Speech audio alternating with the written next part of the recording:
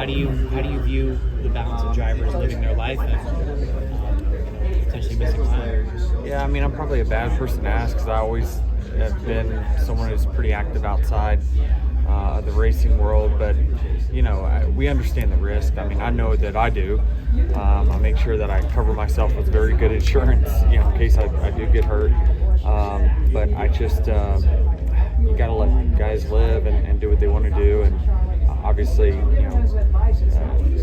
Chase didn't intend for this to happen, and he didn't intend to, have to give up a seat for someone else. But it's an unfortunate circumstance that, for him. But it's tough to really say that, they shouldn't do one thing or another. Do you have any restrictions on Tyler or Bubba? I don't. No, I don't. Anything that they want to do racing-wise, they need to get permission for, but nothing outside. I mean, because to me, it'd be hard for me to restrict them when they know that I don't limit myself for sure. Have you identified what was wrong with Tyler's engine? All I heard is that there was some sort of problem on startup, but I didn't dig any deeper than that right now. So you're not concerned?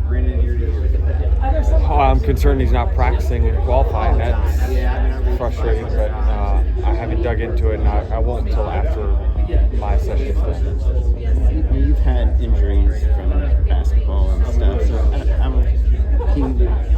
how do you feel when you're injured and can't do what you're supposed to do for a race team? Yeah, it's tough. I mean, certainly, even beyond that, when I had to sit out with the back injury in 2013 and kind of sit on the box and watch a car go around with Mark Martin and Brian Vickers and those guys in it, and it's just like, wow, it's just different seeing your car with someone in it. But I do think that there's positives that come out of it, because I think you become rejuvenated. I think you become more appreciative of the opportunity that you have. So,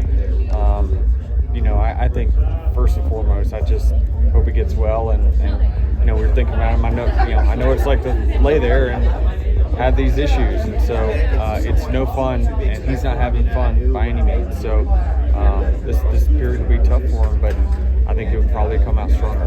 Does it make it easier in a sense than, your situation, you were having to get in, try to start the race, get out. Now these days, especially with the top 30 rule gone, he's won a race and he's back. Yeah, well, we saw it with Kyle, right? You can just kind of miss.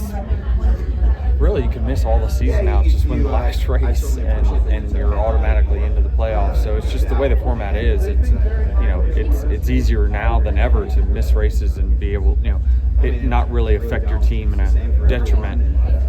So I think that, especially the top 30 rule, which, I think you could probably miss friggin' 8 races and still be in the top 30 if that rule still existed. So I think it's not as detrimental as it used to be, for sure. Just playoff points. Yeah. Well, that's a good point. Very good point on the playoff points. Certainly that will be a detriment. I guess that the 9 can't get playoff points, though. Does it not count? The owner does, but the driver doesn't. Yeah. That stinks for me. I know they dealt with that last year with the 5-car making it on the owner's side, but not the driver's side. So, this is why we have charters, by the way, is that it protects the teams from things like this. You play basketball, you play all sports, right? At your house. So do you ever think in your head, God, I just hope I don't get hurt? Or does that just not enter your mind? No, it does. Especially as I've gotten older, for sure. I get injured a lot easier than I used to. But the risk. I know the risk, and I make sure that I try to balance it. I think that I'd mentally be unhealthy if I didn't do those things. And so sometimes we have to do things physically for our health that help our mental health, and that's probably what I would think the case is. You were talking last week about you come out to the West Coast and you like to keep active and go do things, and you might go somewhere and then come back and go to the race, and you're really good at planning that out. So a lot of people behind the scenes are chatting and saying, well, he's snowboarding, Chase Elliott, the day before he needs to be at the racetrack. Isn't that crazy? Isn't it crazier because it happened not midweek or on a week off? But you've probably done things like like that last minute. I think if the race fans knew us drivers better, they'd know we do much crazier things than that. Especially right you. before a race or qualifying or practice. And if you were to tell us stories, we would be like, holy crap. One day. One day. So it's not unusual. Not unusual. No, it's not unusual. What did you think about the South Boston news? Those tracks for sale now. Yeah, I saw that.